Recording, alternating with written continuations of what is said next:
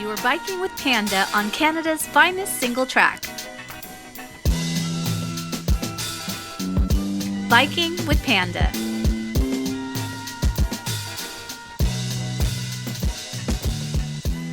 On this week's episode of Biking with Panda, we drive 4 hours to this massive indoor bike park, Joyride 150. It's fairly unique. I think it's the only indoor bike park in Ontario. Once I paid the rather expensive $31 entry fee, I tried the beginner's area just to get a feel for how my bike reacts to their features in concrete, and it's actually really grippy. The beginner's area is pretty basic. It's got ramps and skinnies and generally was full of small children being shuttled around. I was surprised at how many were here and I asked the front desk. They said it was a couple birthdays happening, otherwise it wasn't that bad. Everywhere you ride, there's more lines to explore. I found Street Plaza, a classic skate-style park with rails, wall rides, and quarter pipes. It had a bunch of unsupervised kids doing what unsupervised kids do best. Off the side of the main jump area is an experts-only zone I didn't even bother entering since I'd probably just hurt myself by walking into the room. And I'm not sure if it's a proper entrance to the XC circuit, but this is the XC circuit. It's a great pump track that surrounds the main jump area, and if you can maintain speed without a child getting in your way, you can jump and double most of it. Cycle City leads you away from the jump area up an awkwardly positioned climb around a blind corner to the top of the XC circuit section that surrounds the beginner's area. The main pump track in the beginner's area is amazingly built and offers many line choices with options for doubles when riding faster lines, or easily rolled by novice riders. Unfortunately, little kids do get in the way. I tried to remember what it must have been like to ride at their age, how much fun they must be having every time they slowed me down.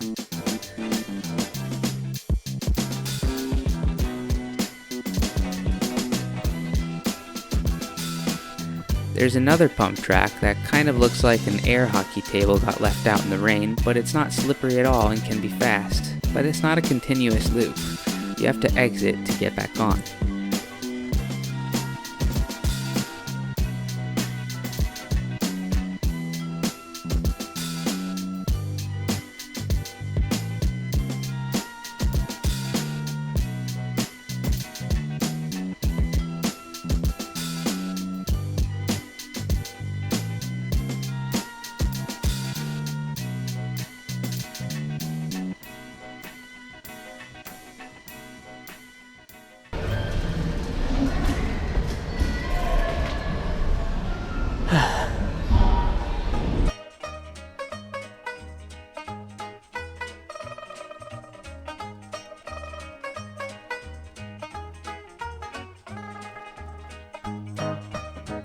After exhausting myself with 10 rounds on the pump track to get that single third-person shot, I decided to make my way down to Street Plaza to see some gnarly tricks and film my next segment, How to Do Things, Kill a Sweet Session Spot.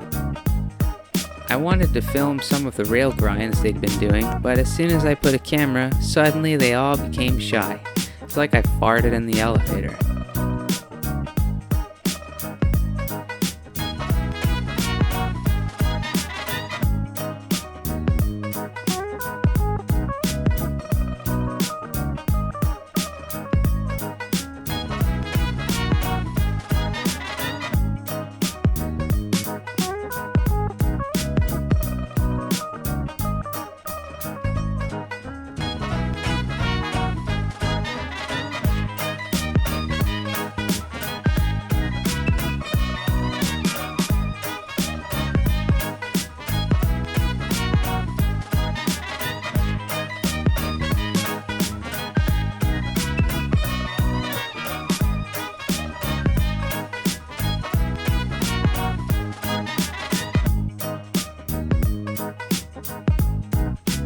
I'm a huge fan of skinnies, but I'm not good at them.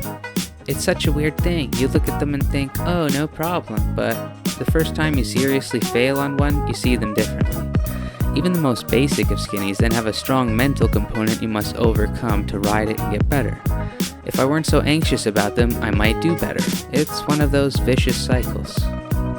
To finish out my evening at Joyride, I finally figured out how to get up to the XC Catwalk trailhead and rode it all the way to the front door.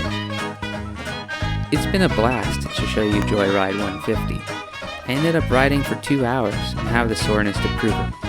If you like this, be sure to subscribe, and we'll continue to explore Ontario together. Until next time, you know what to do.